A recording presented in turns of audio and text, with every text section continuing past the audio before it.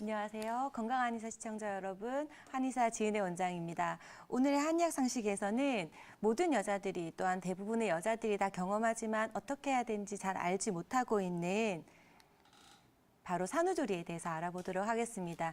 산후조리, 100일의 기적에 대해서 이야기할 건데요. 왜 산후조리가 이렇게 중요한 걸까요?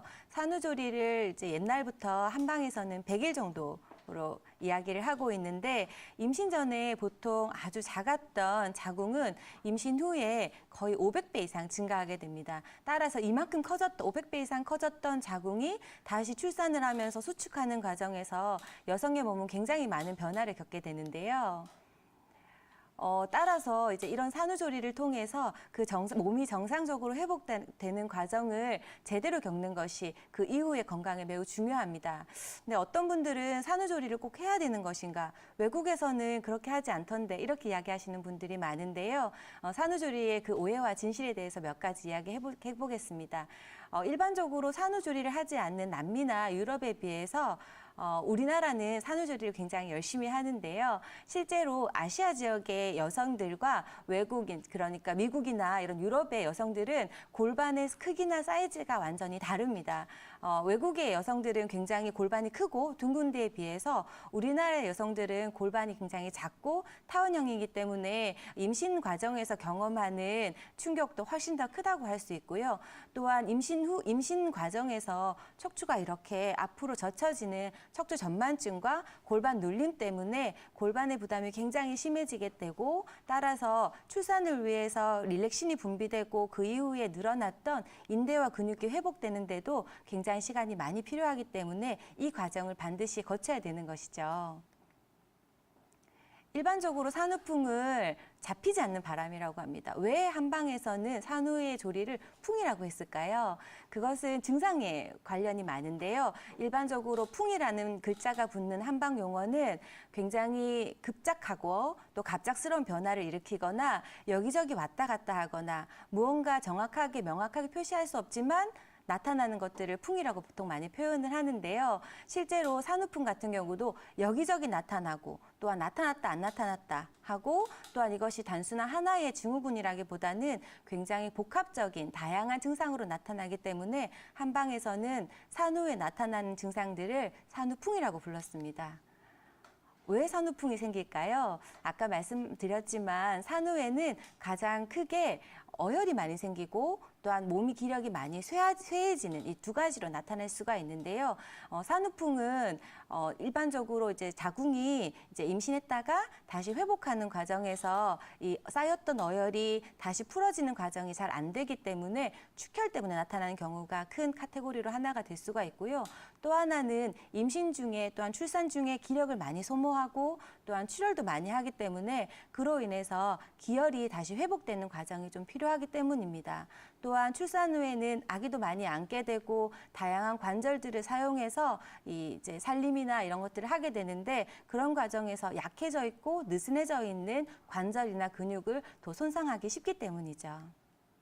산후풍의 증상들은 주로 4가지로 나타날 수가 있는데요. 이 이야기들을 들어보면 정말 저런 증상들이 나타나나 싶으실 수 있을 거예요. 마치 감기 같은 것처럼 으슬으슬 춥거나 떨리기도 하고 또한 찬물이나 찬바람만 쐬어도 구멍이 숭숭 뚫린 것처럼 시큰하기도 하고요. 또한 이제 피부가 화끈거리거나 당기거나 또한 이제 날씨가 흐리면 막 더 쑤시고 아픈 통증도 나타나고요. 조금만 움직여도 땀이 많이 나고 추운 겨울에도 이유 없이 열감이 나타나는 다한증도 나타납니다. 이런 급작스러운 변화들은 여성들에게는 굉장히 충격으로 다가오기 때문에 심한 우울증이나 기분장애도 나타나게 되죠. 따라서 전통적으로 우리나라에서는 산후조리 한약을 굉장히 잘 활용했었는데요. 산후조리 한약도 그냥 드리는 것이 아니라 순서대로 또한 몸의 상태의 변화에 따라서 하게 됩니다. 우선 첫 번째는 이 자궁의 노폐물과 또한 아이한테 주었던 그 영양분이 쌓여 있는 어혈들을 잘 배출하고 오로나 이런 것들이 잘 원활하게 나갈 수 있게 하는 것이 1번이 되겠고요. 또 그 이후에는 기혈순환을 도와주고 약해져 있는 인대나 근육을 강화하는 기력 보강의 그 두 번째가 될 것입니다. 그리고 여성들이 가장 원하는 다시 체중이 원상태로 돌아가기를 원하는 비만 관리가 그 세 번째인데요. 실제로 한약을 통해서 림프 흐름이나 이런 것들을 원활하게 하고 대사장애를 원위치로 하게 되면 부종이 상상 이상으로 쉽게 잘 빠지고 또한 체중 관리도 원위치로 돌아올 수 있다는 것을 확인하실 수 있을 것입니다. 실제로 산후 한약의 효과는 굉장히 많이 연구가 되고 있거든요. 그래서 여러분들도 많이 이름을 들어보셨을 건데 산후 어혈의 성약인 생화탕, 또한 산후보약으로 가장 유명한 군기조혈원 같은 것들은 논문에서도 그 효과들이 굉장히 많이 드러나고 있습니다. 또 한 가지 이제 산후보약을 이야기하면서 한 가지 말씀드리고 싶은 게 이제 산후보약을 하면 마치 수유 중에는 복용하시면 안 되는 것처럼 오해하시는 분들이 많은데요. 실제로 엄마와 아이를 굉장히 생각하면서 산후보약을 처방하기 때문에 한의사들이 처방하는 산후보약에는 절대로 해로운 약재들은 들어가지 않고요. 임신 중이나 출산 후나 또한 수유 중에 복용하면 안 되는 약재들은 절대 들어가지 않습니다. 아주 깨끗하고 청정한 한약재들이 잘 활용되고 있고 특히나 녹용이나 당귀, 황기 등은 꼭 출산 후에 필요한 약재들이니까 절대 겁먹지 마시고 반드시 한약을 잘 활용해 보시기 바랍니다.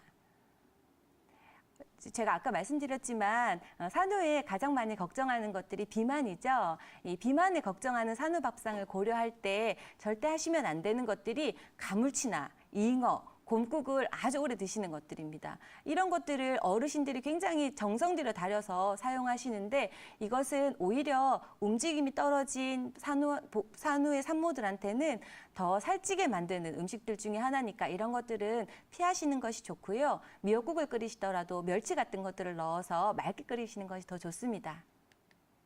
지금까지 제가 산후 100일에 대해서 말씀드렸는데요. 산후 100일에는 가볍게 걷고 조금씩 자주 먹고 그다음에 적당하게 운동하면서 살살 집안일을 시작하는 것이 가장 좋고요. 또한 이제 한약이나 침뜸을 통해서 기력 보강을 빨리 회복하시는 것이 이후의 산후 다이어트에도 더 도움이 된다는 것을 잊지 마시기 바랍니다. 체계적인 산후 관리를 통해서 앞으로 아이와 엄마의 100일의 건강 또한 그 이후 평생의 건강을 잘 지켜내시길 바랍니다. 지금까지 건강한의사 지은혜 원장이었습니다.